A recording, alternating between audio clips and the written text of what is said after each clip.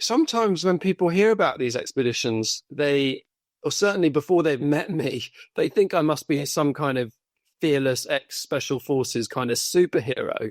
And then they meet me and they see I'm just a really ordinary guy. I'm not very strong. I get frightened of things pretty easily. I'm not particularly clever. I'm just very ordinary, middle of the road kind of guy. And, standing up, giving speeches and stuff, I still get terrified doing that sort of thing. But I think what I figured out sort of intuitively along the way on these expeditions is that I wasn't going to get through all these obstacles and things through being super tough. It was more about having the right mindset, what I call the attitudes of adventure, which is just approaching the challenges with the right mindset, the right principles. And that was really what was key to getting me through things. And that would include things like when I did have an obstacle in front of me, not to just sort of sit down and just ruminate on what a big problem it was, but to think of it as a challenge that if I applied myself, I could figure out a way through it.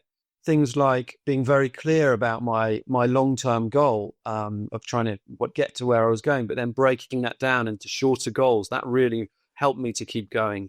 Practicing self-care, which was, although, on an expedition, you're pushing yourself hard day after day after day. When I had the chance, I would try and take a day off because it's so important when you're pushing yourself hard. You also look after yourself, or eventually you lose your good judgment. You just get too exhausted to perform well. It's easy to think a lot of these expeditions I've been on my own, but I always say, although I was alone, I couldn't make it on my own. And I was constantly having to meet new people, ask them for advice, ask them for help. And that was actually, I think, that was probably, the best and most beautiful thing I experienced on these trips was just meeting the local people in these far-flung places who so often, whether it was a gold miner in Russia or a bike mechanic in Iran or wherever I was, total strangers would invite me in. They'd insist on having me to stay. They'd feed me. They'd look after me.